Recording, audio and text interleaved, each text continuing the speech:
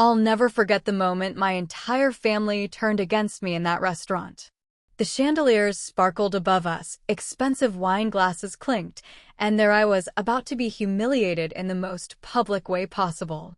My name is Emma, and this is the story of how my brother tried to destroy me, only to lose everything himself. It started 3 weeks before my father's 70th birthday. My mother called me, her voice tight with excitement. She wanted to throw Dad the party he deserved, something grand, something memorable. Of course, my brother Marcus immediately took control. He always did. Golden child, successful businessman, the heir apparent to Dad's construction company. Meanwhile, I was just Emma, the adopted daughter, the one who never quite fit in. Marcus insisted on Belmont's, the most exclusive restaurant in Charlotte. Reservation list 6 months long, $1,000 minimums, the whole package. When Mom mentioned the cost, Marcus laughed it off. He said he'd handle everything, that Dad deserved the best. I offered to contribute, but Marcus waved me away like I was a child offering pennies. That should have been my first warning. The night of the party arrived. I wore my best dress, navy blue, elegant but understated. I didn't want to outshine anyone. That was always my role in this family. Stay quiet, stay grateful, remember you're not really one of us. I arrived early to help set up, but Marcus had already taken over. He'd arranged everything without consulting me. The seating chart had my name at the far end of the table, squeezed between distant cousins I barely knew. Dad arrived looking genuinely happy. He hugged everyone, his eyes misty with emotion. For a moment, everything felt perfect. I actually thought this night might go smoothly. I was so wrong. Dinner started beautifully. Appetizers arrived on silver platters, expensive bottles of wine flowed freely, and the conversation buzzed with warmth and laughter. Dad kept looking around the table, smiling at all of us gathered together. He caught my eye once and winked. My heart swelled. Maybe I did belong here after all. Then Marcus stood up, tapping his wine glass with a fork. The room quieted instantly. Everyone turned to look at him, expectations high for the birthday toast. He smiled that confident smile he'd perfected over the years, the one that made clients sign contracts and made our parents beam with pride. I want to thank everyone for coming tonight, Marcus began, his voice smooth and commanding. Dad, you've built an incredible life, an incredible business, and an incredible family. You've taught me everything I know about hard work, integrity, and success. People murmured their agreement.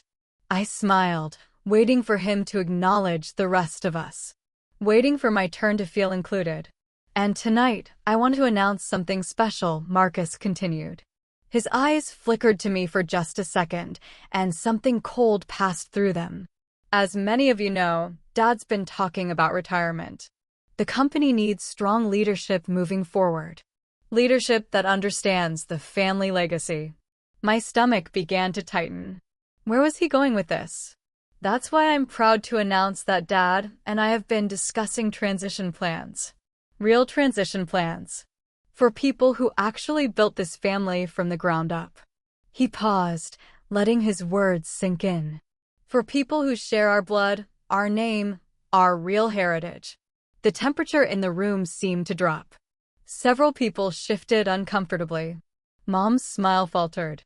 Dad's expression went blank, confused. He clearly had no idea what Marcus was talking about.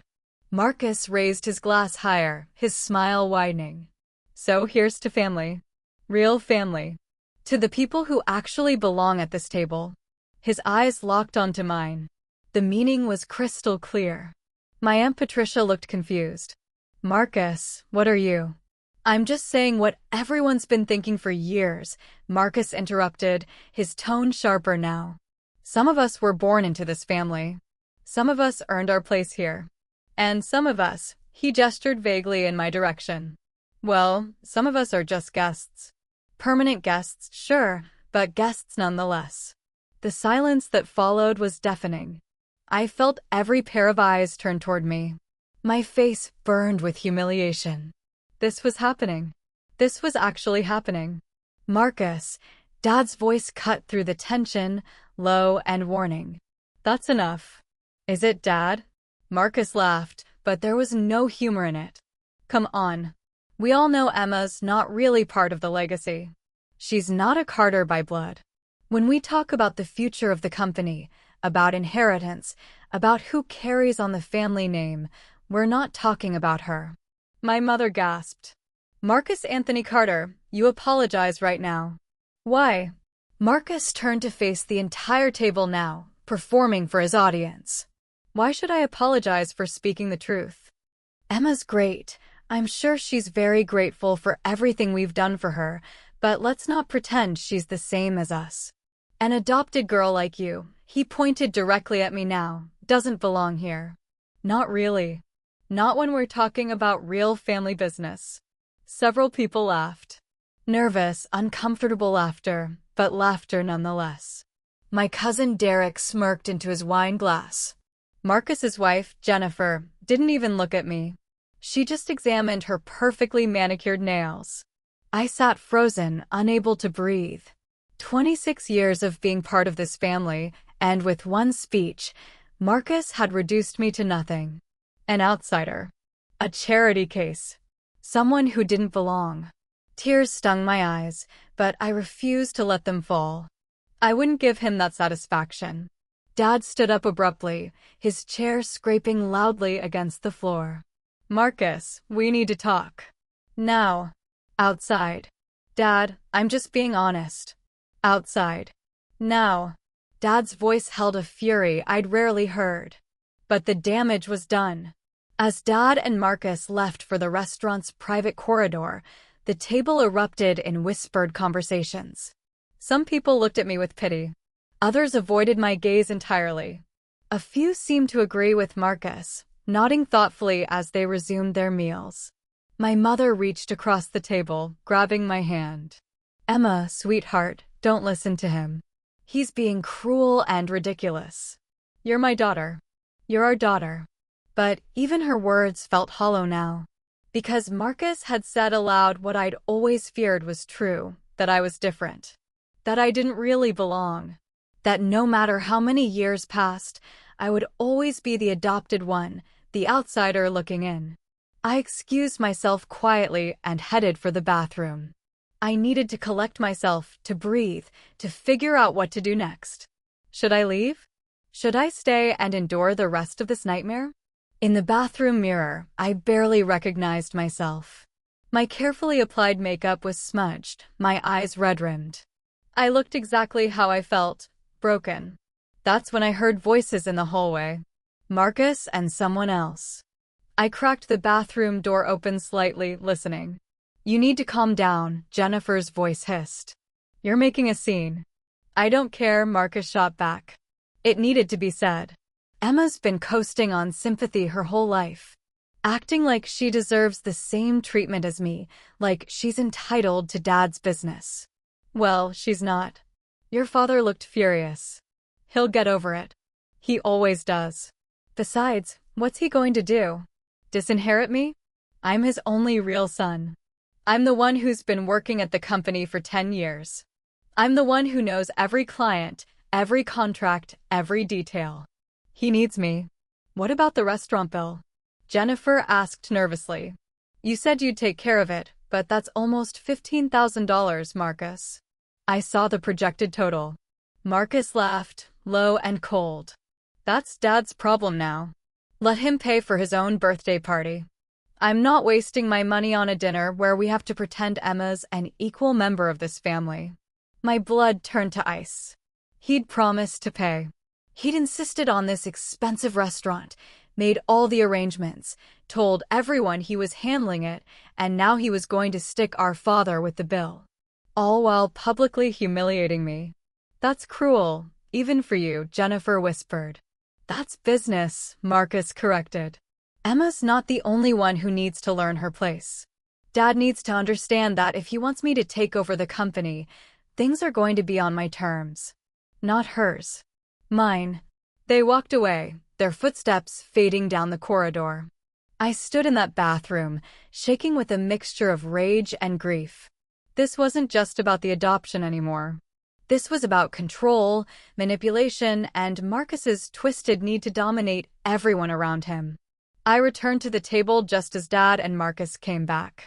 Dad looked pale, his jaw clenched tight. Marcus wore a smug expression, clearly thinking he'd won whatever argument they'd had. He took his seat and immediately started chatting with the guests like nothing had happened, like he hadn't just destroyed me minutes earlier. The rest of dinner was agony. I pushed food around my plate, barely tasting anything. People tried to make small talk with me, but I could see the pity in their eyes. Or worse, the agreement with Marcus. The subtle nods that said yes, she's not really one of them, is she? When dessert finally arrived, Dad stood up again. His voice was steady but strained. I want to thank you all for coming tonight. This has been illuminating. I think it's time we called it an evening. Marcus frowned, clearly annoyed that his spotlight was being cut short. Dad, we haven't even done presents yet. I said we're done. Dad's tone left no room for argument. The party dispersed quickly after that. People gathered their coats, making awkward goodbyes. I hugged Mom, who whispered fiercely in my ear, "Don't you dare think this changes anything. You're my daughter. Always." But as I drove home that night, alone in my car, Marcus's words echoed endlessly. "An adopted girl like you doesn't belong here." The laughter from the table replayed on loop. I felt hollow, gutted, like everything I'd believed about my place in the family had been ripped away. I barely slept. Every time I closed my eyes, I saw Marcus's smirking face, heard his cruel words. By morning, I'd made a decision. I wasn't going to just accept this. I wasn't going to disappear quietly and let him win. I needed to understand what was really going on. Why now? Why this level of cruelty? Marcus had always been competitive with me, always made subtle digs about the adoption, but this was different. This was calculated, public, and vicious. So I did what any desperate person would do. I started digging. I began with the company. Dad's construction business, Carter and Sons, had been thriving for decades. But I'd heard whispers lately, missed deadlines, unhappy clients, budget overruns. Marcus had been running operations for the past 3 years, while Dad slowly stepped back. What if something was wrong? I called my friend Rachel, who worked in corporate accounting. "Can you do me a favor?" I asked. Quietly. "I need to understand what's happening with Carter and Sons financially." Rachel hesitated. "Emma, that's your family's business." "Are you sure?" "I'm sure." She sighed. "Give me a few days. I'll see what I can find through public records and industry contacts." While I waited, I reached out to my Uncle George, Dad's younger brother. Uncle George had worked at the company years ago before retiring to Florida. We'd always been close. "Uncle George, I need to ask you something. Do you know anything about Marcus's plans for the company?" There was a long pause on the phone. "Why are you asking, Emma?" I told him everything. The restaurant, the speech, Marcus's cruelty. Uncle George listened in silence. When I finished, he let out a long breath. "That boy's gotten too big for his britches. Your father never should have trusted him with so much control. Emma, there's things your dad doesn't know. Things Marcus has been hiding." My heart raced. "What things?" "I can't prove anything yet, but I've heard rumors. Bad ones. About contracts going to Marcus's friends. About materials being marked up. About money disappearing into side accounts." "You think Marcus is stealing from the company?" My voice came out as a whisper. "I think Marcus is building himself a kingdom, and he's using your father's business to do it. And I think you getting any piece of that inheritance terrifies him because it means oversight. It means someone who might actually question his decisions." Everything clicked into place. Marcus's cruelty wasn't just about being mean. It was strategic. He wanted me out of the picture completely so that when Dad retired or passed away, Marcus would have total control. No questions asked. No one to challenge him. "What do I do?" I asked. You document everything, Uncle George said firmly. Every shady deal, every suspicious transaction, every lie. And then you show your father the truth. Before it's too late. Rachel called me back 4 days later. Emma, you need to sit down for this. She'd found irregularities. Lots of them. Contracts awarded to shell companies that traced back to Marcus's college friends.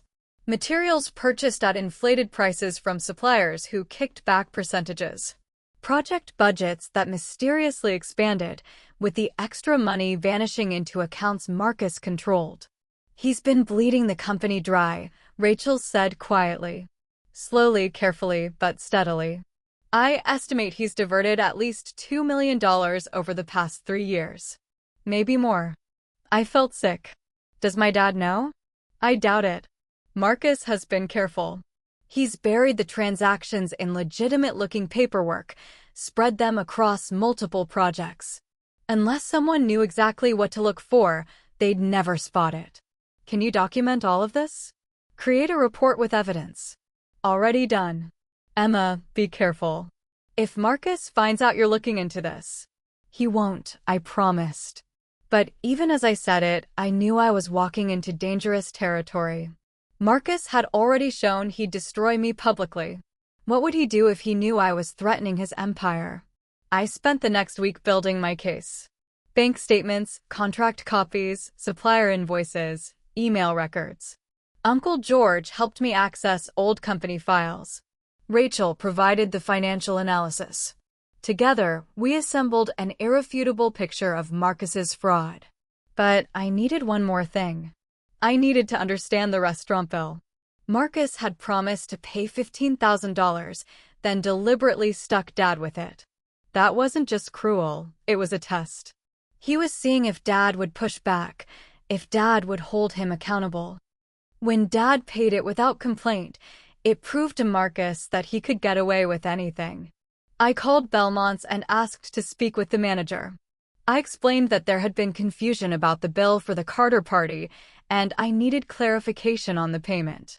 The manager hesitated, then said, the bill was paid by Charles Carter 3 days after the event. The original reservation was made by Marcus Carter, who specifically noted that he would cover all costs. However, when the bill came due that night, Marcus Carter's credit card was declined. Multiple times. Charles Carter paid the full amount to avoid embarrassment. My hands shook as I took notes. Marcus's credit card was declined. He'd never intended to pay at all. He'd orchestrated the entire situation to humiliate me and manipulate Dad. I had everything I needed now. The fraud. The manipulation. The deliberate cruelty. It was time to confront Marcus, but not privately. Not where he could spin lies and charm his way out of consequences. No, I needed witnesses. I needed the same public setting he'd used to destroy me. I called Mom and told her I wanted to host a family dinner. A proper one, to clear the air after the disaster of Dad's birthday. She was thrilled, relieved that I wanted to try to repair things. The dinner was set for the following Saturday. I reserved a private room at Morgan's, another upscale restaurant. I invited everyone who'd been at Dad's birthday party. Mom, Dad, Marcus, Jennifer, the aunts, uncles, cousins, everyone who'd witnessed my humiliation. Marcus agreed to come, probably because he thought I was conceding defeat. Accepting my place. Maybe even apologizing. The night arrived. Everyone gathered in the private dining room, making awkward small talk. The elephant in the room was massive. No one wanted to address what had happened at the last gathering, but everyone was thinking about it. I stood up, my hands only slightly trembling. I'd rehearsed this moment 100 times. Thank you all for coming, I began. I know the last family gathering ended badly. I wanted a chance to address what happened and to share some important information with all of you. Marcus leaned back in his chair, smirking. Emma, if this is about your feelings getting hurt. It's not, I interrupted, my voice steady. It's about the truth. About who really belongs in this family and who's been betraying it. The room went silent. Dad leaned forward, his expression concerned. Mom looked confused.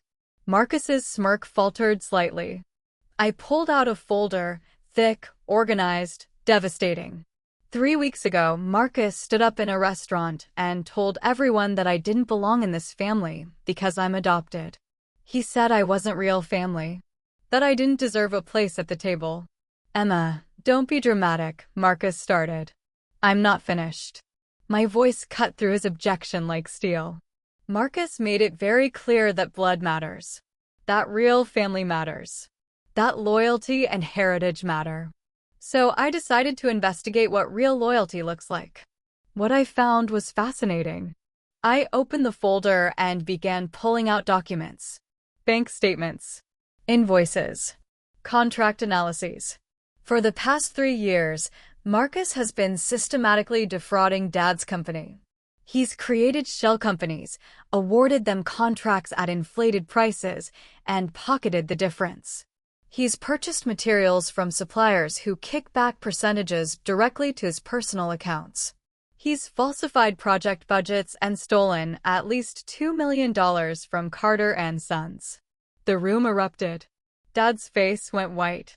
Mom gasped. Uncle George, who'd known some of this, still looked shocked at the full scope. Marcus shot to his feet, his face purple with rage. That's a lie.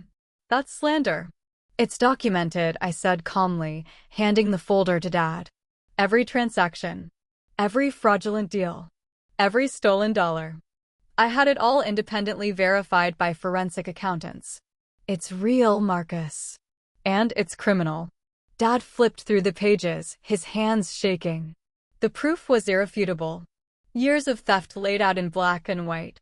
And just so everyone knows, I continued, Marcus also promised to pay for your birthday dinner, Dad. $15,000. But his credit card was declined that night. Multiple times. He never intended to pay. He stuck you with the bill while publicly humiliating me. That's who Marcus really is. Not the golden child.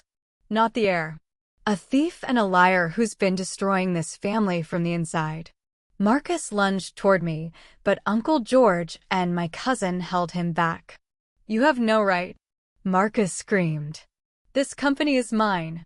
I built it. You destroyed it, Dad said quietly, his voice breaking. You stole from me. From us. How could you?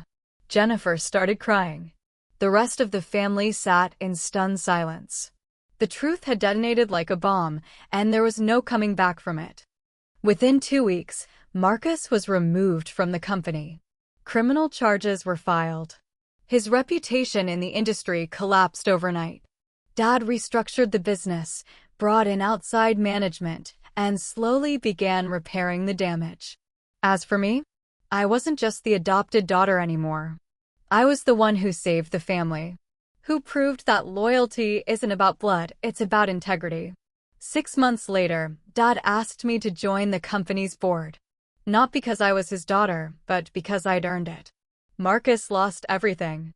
I found my place. And the family learned that belonging isn't about where you came from. It's about who you choose to be.